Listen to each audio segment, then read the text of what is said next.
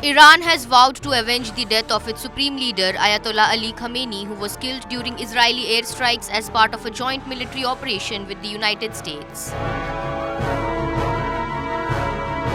Following confirmation of Khamenei's death on Sunday, Iran launched retaliatory strikes targeting the UAE, Kuwait, Qatar, and Bahrain, escalating tensions across the West Asia region. The situation has now spiraled further out of control, spilling over into Lebanon and beyond.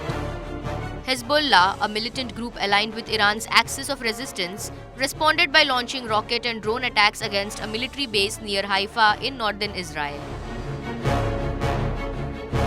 The group emphasized in a statement that Israel's continued aggression and the killing of their leaders and civilians justified their right to self-defense and retaliation. In response, Israel launched retaliatory strikes against the Lebanese capital of Beirut, leading to growing concern of a wider regional conflict.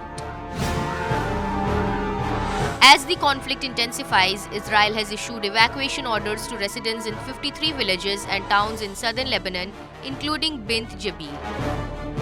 The Israeli military has escalated its strikes and raids in the region after Hezbollah's attack.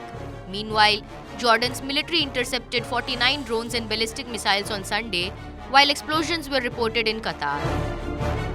Kuwait's air defense systems also intercepted aerial threats, with Iran claiming responsibility for attacks on a US naval base in Kuwait.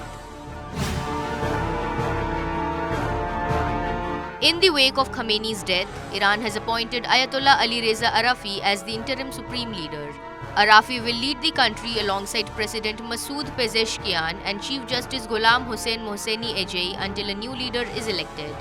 The leadership changes come amid continued military operations and rising casualties, including the reported deaths of around 180 children in a missile attack on a girls' school in Iran.